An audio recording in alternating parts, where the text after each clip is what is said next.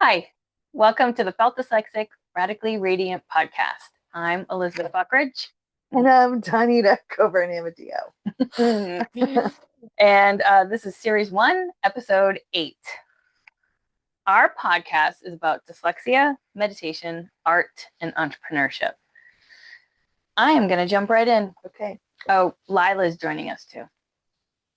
The dog. Okay, so question about dyslexia.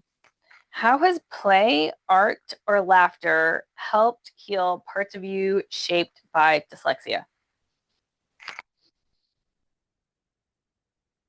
Well, learning to laugh at myself is honestly the best medicine. And it, it comes so naturally to me to laugh at myself. I think I'm hysterical. And a lot of the things that I think are hysterical are the parts of me that are dyslexic symptoms, right? So I just crack myself up all the time. Um,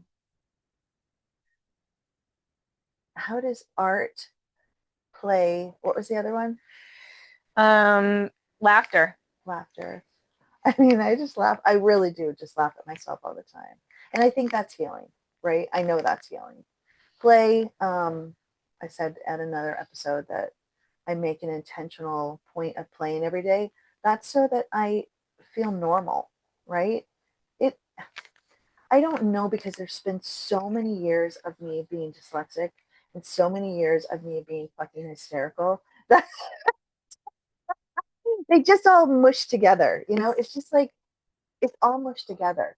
It's my favorite thing about improv, right? Well, I Yeah. don't do improv, but I love watching improv. I feel like my favorite person like on TV is Kristen Wiig. Do you know who that I is? don't She's know on who you Saturday Night Live. I might know her She's if I saw her face. Yeah, she's been like a improv person on Saturday Night Live and stuff, and she is just so funny. I mean, and you know what it is? It's like when people are not afraid of being embarrassed. I love that Yeah. because I get so embarrassed all the time because I get things wrong so often, and I'm like, Mm. oh, I don't know. And I get stuck in that like embarrassment about Yeah. something. Yeah. But then I have to think about Kristen Wiig and how she goes for the embarrassment. And I'm like, That's cool. oh, yeah, it's Yeah. amazing. That's very cool. I don't get Improv. embarrassed anymore. Very Really? rarely. Very, very rarely. It's Yeah. amazing. No, because what? I mean, I've already done all the embarrassing things, Yeah, same. right? Yeah, same. I mean, I don't put myself in the place of where embarrassment can happen either very often, but I don't know. I guess some of it is just growing to love yourself. Yeah. And so I just think I'm funny. And I think that I know I could be embarrassing to other people and I don't care. I Would don't you really ever do care. improv? I taught improv Oh, for you years because did? I was a theater teacher and acting coach. And yeah, but it's funny. Because of the delay, Right. I mean, I could build it into it, but it is hard for me to do improv. Yeah. Um, I can't Although think I that could do it with quickly. my husband. Like we make Right. up little funny things all the time. Well, I feel like life is improvisational. Improvisation. Yeah. I Yeah. think that is life. I mean, we're doing it right now, Right. but but like stand-up improv it's a different game. Yes. Well, because you're playing characters. Yeah, and I don't have that word recall, Yeah. Right. and you have to be like really quick. Right. Right. Sometimes I do. Sometimes I can, but mostly I can't. Babe. Oh my God. Okay, let's see here. Oh, the other thing I wanted to say about this question is that laughter is my word of the year for 2026. I love that. Yeah. Yeah. I just want to laugh like all year at myself, at other people, So healthy. at situations. It's so healthy. Yeah, I'm like quick to frustration. Oh, really? Yeah. Oh, okay. Yeah, I'm quick to frustration. So Yeah. laughter I feel like is the remedy or the Antidote. yeah. Yeah. Yeah. Yeah. So the more so this is what I'm doing this year. This is the practice. Every time I feel that tick of frustration, I make myself giggle. That's great. Intentionally. Yeah. I love that. Yeah. Like my dog is frustrating me right now. That takes a lot of discipline. Yeah. What you're describing. Yeah. So whenever you feel frustration, you make yourself giggle. Yeah.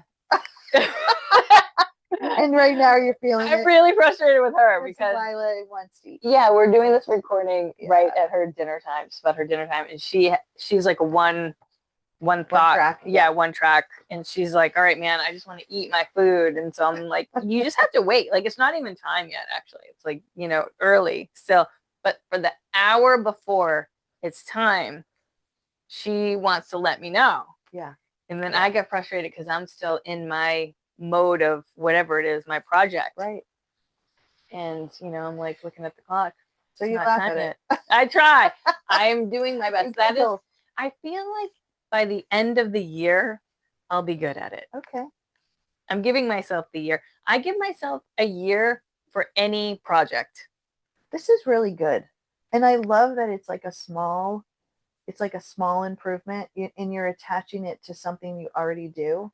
Right. I just listened to a podcast. No, and it wasn't a podcast. It was like on my Insight Timer. It was a course in little micro lessons. And that was one of the things she said was attach a new habit or a shift you want to make in your life to something else so that it sticks. Habit stacking. That was from some guy. What was it? That was you're so well read. There was somebody else that started that. I'll have to stacking. Yeah, habit stacking. Yeah. That's cool. Yeah. It's kind of like it's that. the easiest. Yeah, it's the easiest way to form a new habit is to stack it on top of something else. Yeah. For sure. And so I'm habit stacking laughter on top of frustration.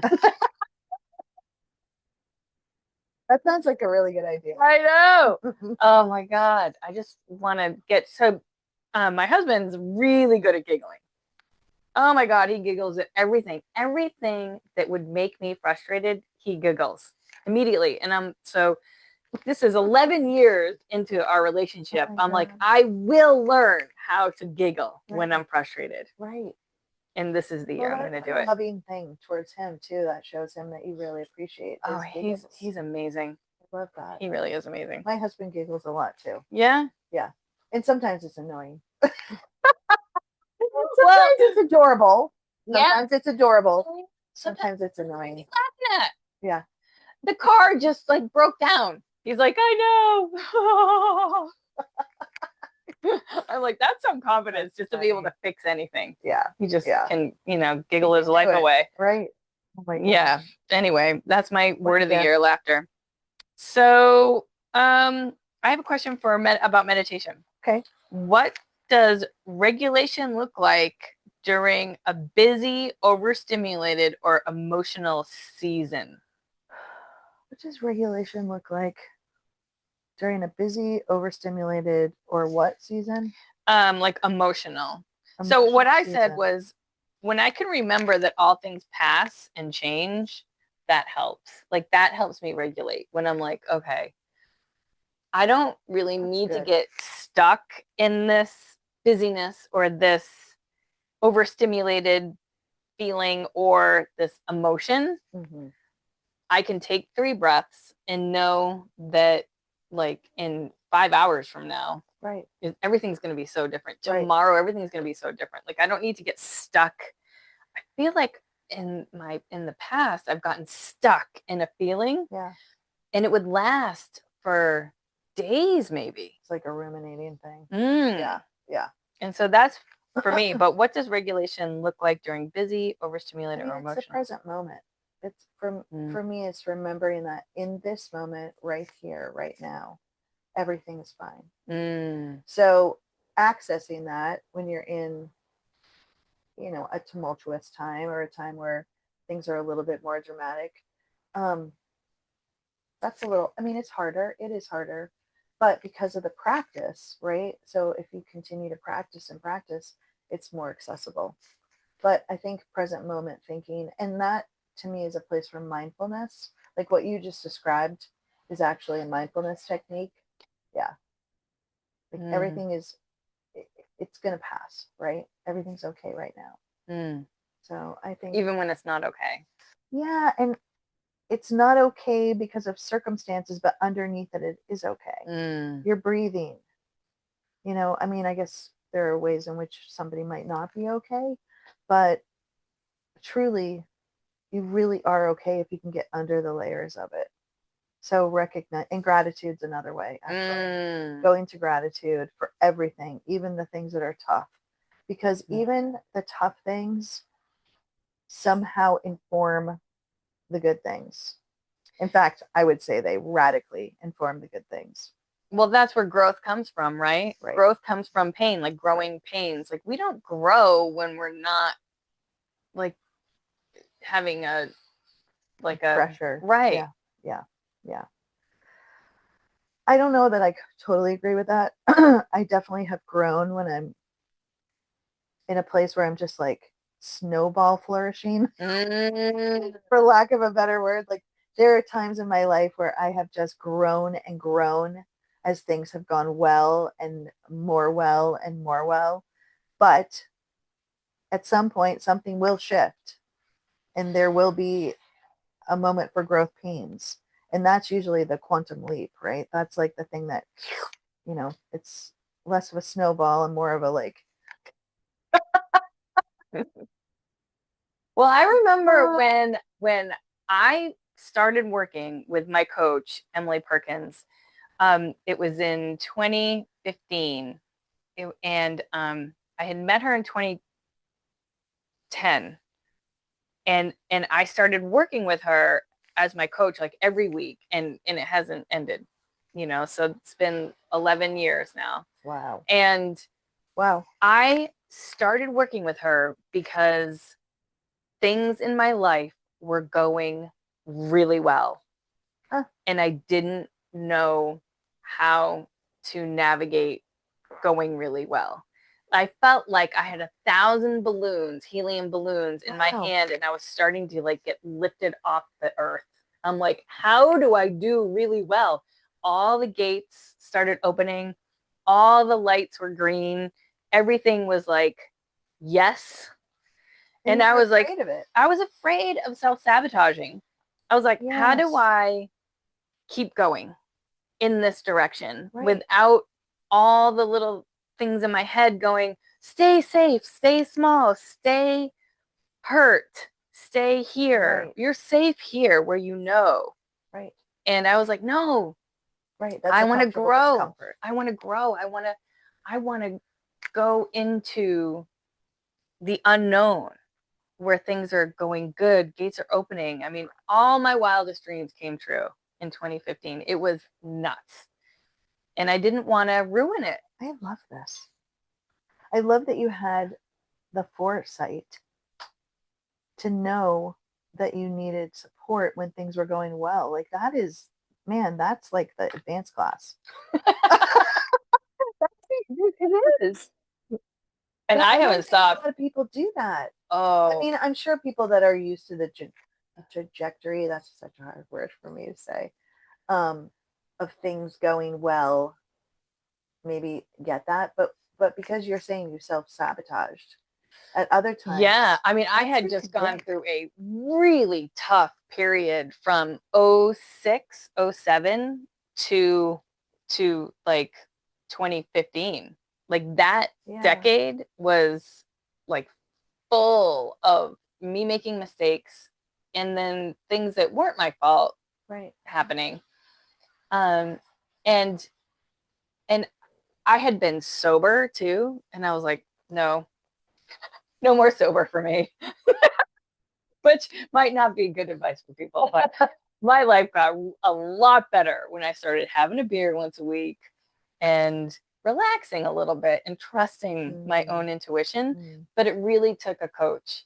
And that now I'm like, I just want to keep adding coaches and adding. I spend more time talking to my coaches than like my girlfriends. You said that. Yeah. You said that early on in our I love it. I love my coaches. I gotta get myself a coach. I highly recommend. I really don't think about that, even though I am a coach. Well, coaches need coaches. That's course what they Emily do. has said that to me so many times. She's like, They do. coaches need coaches. I mean, we all coach We each all other, need right? coaches, right? I think what it is for me is that coaches, I love bucketing things and I love scheduling things. I'm very highly scheduled and I schedule time to not be scheduled too. Right, I schedule right, all of it. right. But coaches, I have a scheduled time I get to Wow. talk to them. And I really love that. I now schedule phone calls with my girlfriends. Yeah, I'm resistant to that. I get a little resistant when people want to schedule me too much Well, you might for not. friendship. You know what I mean? Like, Yeah. yeah, I do. I mean, I've had it happen where I'm just like, oh, I don't know. Like, but it is a more successful way to do it because you actually are both available at the same time. Yeah, but I mean, it might not work for you. Like there's almost 9 billion people on the planet. There's 9 billion ways to live a life. That's true. There's not That's one true. way, right? That's true. So that might not work for you. You might want a more free form Yeah. friendship type thing where you just Yeah. call like out of the blue. I don't like Right. being interrupted. Yeah. It's like I think it's like an ADD dyslexia thing where I don't like being interrupted. I like Yeah. everything scheduled. Yeah. This dog really wants to See, eat. and I don't think about things It's as okay. interruptions as much as like, does this feel good to me right now? Okay, I'll do this. Does this not? I mean, I just won't answer the phone. Right. My phone's on silent. So Yeah. I usually text even, Yeah. can I call right now? Yeah. Yeah. That's Yeah. how much I want to, Yeah. be So mindful of interesting. someone's time. Yeah. Okay. Yeah. All right. That's cool. Um, Did we answer the question? so what does regulation look like during a busy, wait, is this the question? That was the question I think we just Regulation look like during a busy, overstimulated, so just things that pass and change. I don't even know how we got it. Let's talk about art. How do we stay connected? I don't know. I'm moving on. How do we stay connected to your how do you stay connected to your creative voice without burning out or self-abandoning? I think I must just be a creative person because that doesn't even seem like a thing to me. Like creativity would never burn me out. Other things will burn me out. Having to pay bills burns me out. Having to budget burns me out. But being creative doesn't burn me out. I don't. Where does creativity end for me? I don't. So I don't even know that time has gone by when I'm creating. Well, so let's flip it around Yeah. and say like if you're not doing something creative and you're doing something that is like how do you keep yourself from burnout? Let's just talk about the burnout part. Okay. Recognizing the signs, right, that I'm getting really, really stressed. And then I go outside Oh, right. or I get a snack or I drink some water. Drinking water actually is a great way for me to like, I mean, sometimes when I take in water, it's a huge shift. Like I can feel my cells almost getting hydrated. Like it just feels so good in my body to drink water. I feel like so much of the time when I think I'm having hunger pains, I'm actually thirsty. Oh yeah, for sure. A lot of people that's the case. And then exercise, dancing. You know, like I have to dance and move my body in that super creative way. Actually, I've really been thinking about that a lot recently. Like I rebel against something that's too structured in exercise, which I didn't realize until very recently. So if I am going to be on a machine, I'm going to start rebelling. Right. Whereas if I'm on my street strider, which is my outdoor elliptical, I can do I can go wherever I want to go. I can make funny loopy loops. Like it's creative, right? It's, yeah. So that's how I keep myself from burning out is I have a variety of rescue remedies. Yeah. Yeah. Yeah. For me, I Yeah. just sit down.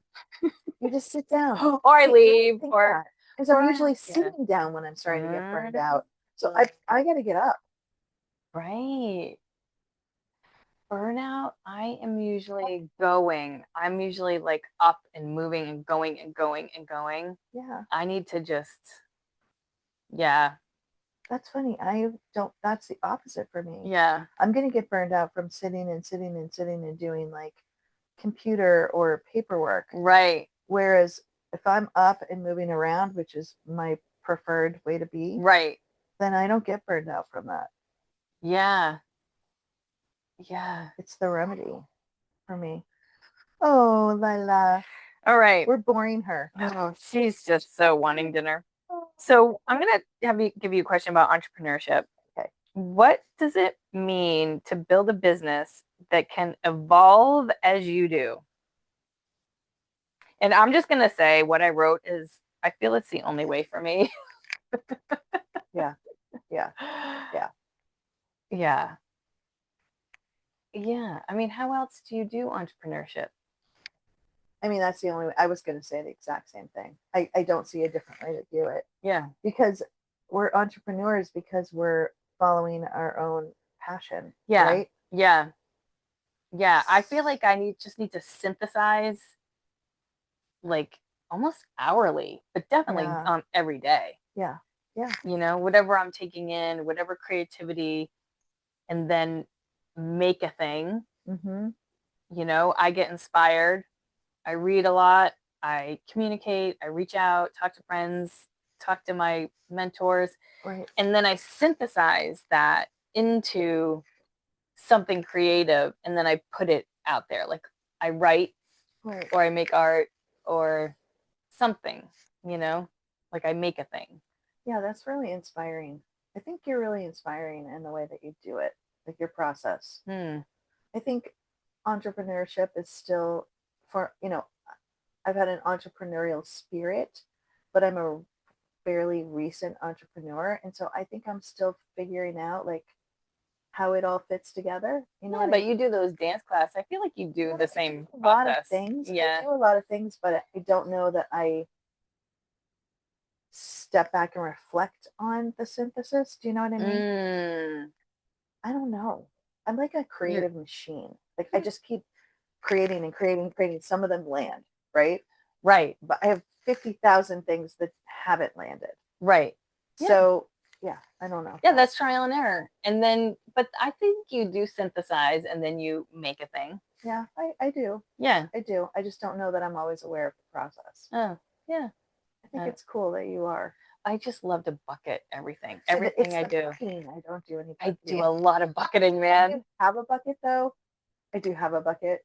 And it's very, very, very fancy. It's a fancy bucket.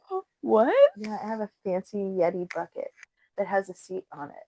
Really? That I use for healing sessions because I could put water in there and do some shamanic stuff with releases and anyway, it's a whole thing, but I also can sit on it for massage or Reiki or that's meditation. cool. Teaching. Yeah, so that's my bucket. It also has a little utility belt around it. It has compartments. Talk about a bucket.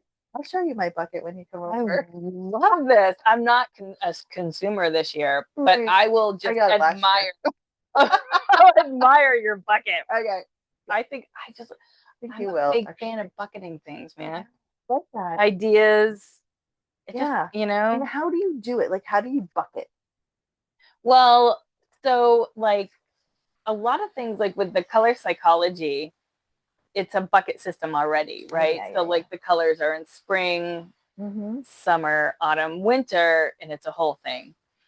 So that's bucketed. But then anything that comes my way, like a person with this kind of personality, I'll just bucket them into spring when I'm like, oh, they're a summer person. I bucket them. What am I?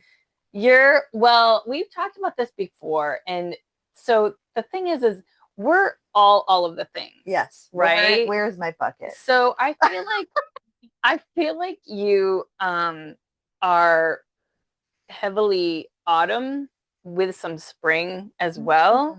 And then it would be probably, I don't know, summer and winter, maybe winter and then summer last. I don't really know. You are more evenly pie sliced than most people that I meet. Interesting. And that's very unusual because usually you have one pie slice of the seasonal color psychology that's predominant. Like you're almost like 75 to 80% of one. Right. But I don't know if that's true for you. You have like a lot. Yeah. of all of it. So interesting. But I would say your predominant would probably be autumn because you love research and you love like harvesting information Yeah. and like, you know, So interesting. you love that. And I think that you love those colorways too, like the richer, Jewel tones. jewel toned, I do you know, like like those. saturated colors the most. And you love fireside and like, you know, just Yeah.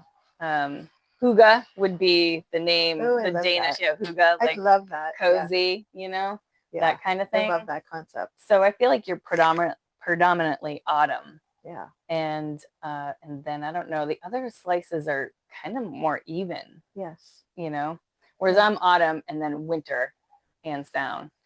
And then I don't know, summer and spring, I'm just like a sliver. Yeah. I love starting things. I have a lot of that spring energy where I start. Oh, yeah. Summer, Me too. I'm probably the least summer because I don't cross my T's Interesting. and dot my I's. I'm not very organized. I'm not like summer personalities are they're like accountants. Oh They're God, the no, I accountant am not a personality. summer. Okay, are they also good at organizing? Oh yeah, Okay, yeah, I'm they're terrible.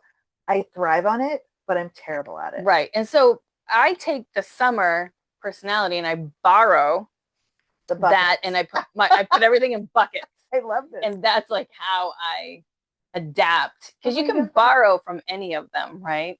And so Yeah. I borrow the summer where I bucket everything. It's not very organized in there, but I definitely like I'm highly scheduled and that sort of thing. What's so interesting to me is as you're talking, I'm getting very excited about creating buckets. Yeah. And I see them as concrete. Oh, concrete buckets. Like actual buckets where I can just put my thing. Like if I'm Wow. developing a class, it's going to go in the class bucket. If I'm developing a workshop, it's going to go in the workshop. Yeah. If I'm doing healing work, it's going to go in Right. the healing individual work bucket. Right. Like but I love the idea of actually having almost like little, this is where the art and creativity Right. I want to create like a little thing that reminds me that that's that bucket. Right. And I want to put it in the bucket. Yeah, and I think that you can synthesize quicker too when you're like, oh yeah, it's in the art bucket, and then I can put this. Right. And that's one thing that the dyslexic mind is really good at, is that we can draw from here, draw from there, draw from like 10 different places, and then make a new thing. Yeah. Oh, sure. That is the dyslexic mind. That's what makes us different from other people, where other people will organize everything in that bucket really, really well and get it very detailed. And they don't look at any of the other things. Oh, no. I'm so like what you just described. And so when you have that kind of mind, it's helpful to have this bucket, that bucket, this other thing. And then when you're drawing from all these different ideas to make something new, there's some sort of organizational aspect to it because you know where it came from and you can put it back if it doesn't work. Okay, this is so interesting because for my classes, I have different bags, and for anything that I have to grab and go, like take, my props with me, for lack of a better word, to go and teach a class, to go and host an ecstatic dance, to go and do a healing session. I have different bags, and I move my tools around depending on what it's for. But it's like a physical thing. But I like the buckets. That's your bags are your buckets. My bags are my buckets. Yeah, that's so funny. My God, I'm like a bag lady bucket person. I'm a bag lady too with all my massage sheets. That's fine. God. Oh, I love it. All right. Well, that wraps up this episode. Wow. I'm going to think about buckets all night long. I know. I love the bucketing. Well, thank you so much for being here with us today. Yeah. And we'll talk to you next time. Yay! Get to feed the dog now.